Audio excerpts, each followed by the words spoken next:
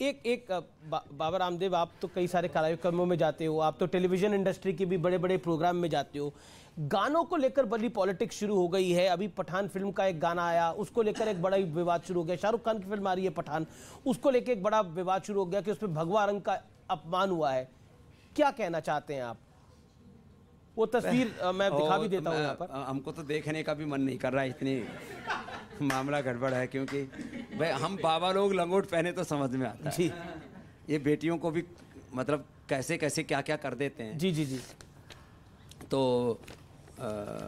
ये बड़ा खतरनाक मामला है जी। ये तस्वीर दिख भी रही जी। हाँ, क्यों दिखा रहे आप मेरे को? नहीं, आपको नहीं, मैं तो सबको दिखा रहा हूँ। मतलब ये क्यों, ये आप अभी आप आंखें बंद कर सकते हैं, मतलब लेकिन दुनिया इसको देख रही है।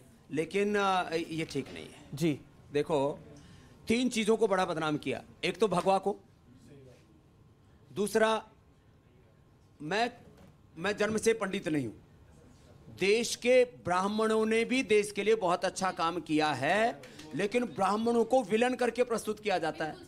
इसी तरह से देश के अंदर व्यापारियों को विलन करके प्रस्तुत किया जाता है कि व्यापारी तो लूटते हैं, ठगते हैं, तो इस देश में आर्थिक समृद्धि कैसे होगी? तो जो है, मैं एक ये बात कहना चाहता हूं, ये भगवे को, सनातन को, ब्राह्मणों को और व्यापारियों को, जो अरे भाई हर समाज में गंदे लोग होते हैं।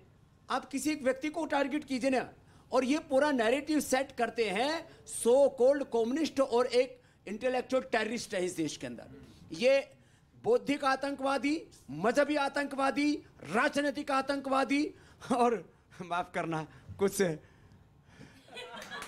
मेडिकल सब जगह मेडिकल टेररिज्म वाले, ये रिलीजियस टेररिज्म वाले। एक ही बात बोलना चाहता हूँ, पठान मूवी जो बना रहे हैं ना, ये पहली बात तो हिंदुस्तान में पठान मूवी चलानी नहीं चाहिए। पठान दिखानी अफगानिस्तान पाकिस्तान में दिखाओ, हिंदुस्तान में पठान नहीं चलनी चाहिए गुरु जी। क्यों? अब देखा था आपने अभी थोड़े दिन पहले पठानों ने क्या हालत की थी अफगानिस्तान की। बिल्कुल वही सोच है, दिखाने के बाद क्या होगा। अब जो चित्र देख रहे थे हम, क्या होने वाला। फीफा वर्ल्ड कप चल रहा था अभी थोड़े दिन पहले, वही दीपिका पादुकोण पूरी ड्रेस यहाँ तक की पहन के गई हुई थी। इसमें क्या दिखा रहे कि हिंदुस्तान का कल्चर बिल्कुल ख़राब हो चुका है, कि हमारी मुस्लिम कंट्री का वहाँ पे कल्चर हमारा ये है कि हमारा जो प्रशासन है वो बिल्कुल टाइट है। अरे सारे खानों के लिए तो बात बहुत जोरदार कही जी। पूरे खानों के लिए शिक्षा है कि पूरे इस्लाम में सऊदी अरबिया से लेकर के ईरान इराक से लेकर के शिया सुन्नियों से लेकर के तुर्की से लेकर के इस्लाम में कोई एक भी फिल्म ऐसा ही खान बना करके दिखा दे, मैं इनके घर की नौकरी करूंगा। लेकिन लेकिन लेकिन लेकिन बना के दिखा दे कोई। लेकिन फिर ये आता है कि भारत तो टॉलरेंट है, हिंदू धर्म तो टॉलरेंट है, भगवा रंग तो टॉलरेंट है। मैं ये क्या कह रहा हूं भाई, आप आधुनिकता के साथ में पूरी दुनिया में सारी दुनिया का विनाश हुआ है नग्नता और अश्लीलता के कारण से। नशा और नग्नता पूरी दुनिया में बड़े बड़े साम्राज्य ढह गए इससे। एक सवाल मैं इस पर जरूर पूछा जाता हूं, बॉलीवुड की तो दुकान सी बंद हो गई है 2022 के अंदर।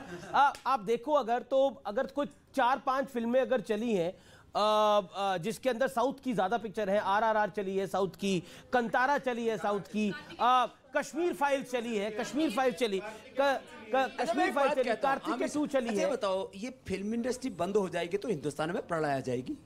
सही बात गुरुजी। मैं बंद करने की नहीं बात कर रहा हूं, लेकिन मतलब फोकस होना चाहिए एग्रीकल्चर पर, इंडस्ट्री पर, प्रोडक्शन पर। पूरी दुनिया में 50 से 80% चाइना जो है पूरी दुनिया के जो है प्रोडक्शन हब बना हुआ है। यहाँ बात होनी चाहिए प्रोडक्शंस की, यहाँ बात होनी चाहिए रिसर्च की, एग्रीकल्चर की, इंडस्ट्री की, हेल्थ की, एजुकेशन की, कैरेक्टर बिल्डिंग की, नेशन बिल्डिंग की। इसके ऊपर पिक्चरें बननी चाहिए। देश के अंदर स्वाभिमान जागना चाहिए। जो पिक्चरें बनाते हैं जापान में लोग, स्वाभिमान और शौर्य की, छोटा सा जापान और पूरी दुनिया की बड़े बड़े देशों को टक्कर दे रहा है। किसके आधार पर? स्वाभिमान के आधार पर। ये जो फालतू की बकवास चलती है, मैंने पहले ही बोला, ego, ignorance, lost, grid and ये विलासिता, अय्याशी, नग्नता, ये तो नशा, ये तो कहां लेकर के जाएगा हमको। तो आपकी राय में बॉलीवुड की फिल्में चल क्यों नहीं रही है? अगर आपसे कोई सलाह मांगे, क्योंकि आप सिर्फ योग नहीं सिखाते, आप तो और भी बहुत कुछ करते हैं। आप इतनी बड़ी कंपनी चला रहे हैं जो स्टॉक मार्केट में लिस्टेड है। मैं भी मार्केट वैल्यूएशन की भी बात करूंगा, लेकिन उनको आप क्या सलाह देंगे? क्योंकि पैसे तो उसमें भी लोग लगाते हैं ना, सबके पैसे डूब रहे हैं। परेशान है मुंबई वाले। इनके पाप का घड़ा भर गया, इनको थोड़े पुण्य करने चाहिए, कुछ अच्छी पिक्चर बनानी चाहिए। तो एक वर्जन ये दिया जाता है क्योंकि नफरत फैल गई है देश में, इसलिए फिल्मों पर भी लोग नफरत बरसा रहे हैं। यानी पठान पिक्चर में भी इसलिए नफरत फैला रहे हैं क्योंकि वहां पे शाहरुख खान है। मैं इन बातों से सहमत नहीं हूं। किसी भी तरह से कोई हिंदू एक्टर हो, मुसलमान हो, मुझे इससे कोई लेना देना नहीं। गुटखा का, नशे का प्रचार कर रहे हैं और उसमें हिंदू और मुसलमान सब खड़े हो गए। ये क्या है ये? तो ये क्या है ये? इसलिए कोई भी हीरो हो, हीरोइन हो, एक्टर्स हो, फैक्टर्स हो, करेक्टर जिसका ठीक नहीं है उसको फॉलो मत करो। एक्टर, फैक्टर और करेक्टर। जी ये कुछ सुनाना चाहती है, बोलिए मैडम। बाबा जी को प्रणाम। मैं कवित्री मनीषा सक्सेना दिल्ली से। नित नियम कर रहा जो यहाँ योग है, दूर जीवन से उसके तो हर रोग है। क्या बात। हर कोई फिट रहे इस नए साल में, मंत्र बस बाबा जी का सुनो योग है। और बाबा जी मैं ये पूछना चाहती हूँ, क्या योग से जिस तरह तन पर काबू पाया जा सकता है, क्या मन पर काबू पाया जा सकता है, ताकि देश में ये हिंसाएं हो रही हैं ये कहीं ना कहीं रुके? देखो एक बात बताता हूँ बच्चों, ये सोच सकता है तुमको आज मेरी बात थोड़ा सा ना समझ में आए, लेकिन मेरी बात को आजमा लेना। योग तो रियलिस्टिक है, ये खाली कोई सपना है, कल्पना नहीं है।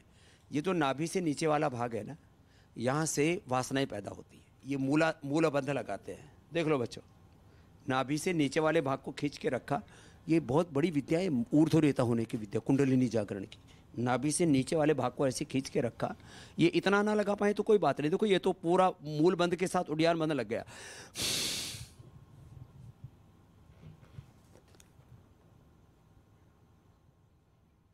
ये तो नहीं लग पाएगा सबसे, लेकिन नाभि के नीचे वाले भाग को जिसने 1-2 मिनट भी ये प्रयोग कर लिया ना, उसका मन कभी भी वासनाओं में भटकेगा नहीं। ये आपको एक गुप्त विद्या का मैंने रहस्य बता दिया है। और भाई जिनका वासनाओं में मन भटक रहा है, भगवान जल्दी उनका मोक्ष कर दे। भारतीय सेना ने चाइना के सैनिकों को खूब जबरदस्त तरीके से पीटा है, लेकिन सबूत गैंग फिर एक्टिव है। उनको सबूत चाहिए। ओवैसी से लेकर राहुल गांधी तक कहते हैं कि भारतीय सेना पिट गई है। देखो ये सारे हिंदुस्तान ने भी वीडियो देखा है, आपने भी देखा है, और ये तो रियल एविडेंस है। भारतीय सेना ने अच्छे से पीटा है चीनीज को। हम नहीं चाहते कि हम किसी को मारपीट करें, लेकिन हम किसी को छेड़ेंगे नहीं। लेकिन हमको कोई छेड़ेगा तो उसको छोड़ेंगे नहीं। ये गवर्नमेंट की नीति भी है और ऐसी हमारी सेना सक्षम है। सेना के लिए जोरदार तालियां हो जाए। और ये जो फालतू की बकवास जो लोग कर रहे हैं, अब देखो वो वक्त चला गया है जब जो है चाइना जो है वो तेजपुर तक घुसाया था। वो वक्त चला गया जब उसने हमारा करीब 24,000 वर्ग किलोमीटर का एरिया हमारा कब्जा लिया था। अब बहुत शक्तिशाली हो चुका है भारत। चाइना ये हिमाकत कतई नहीं करेगा, लेकिन क्या है, वो चोरी करना छोड़ दे, हेरा फेरी नहीं छोड़ता। तो ये जो हेरा फेरी करता रहता है चाइना, बीच बीच में छेड़ा-छेड़ी करता रहता है। अब उसके यहाँ कोरोना इतना भयंकर आ रहा था, उसने ध्यान हटाने के लिए छेड़छाड़ की थी, बाकी क्या उसकी औकात है। अच्छा, ये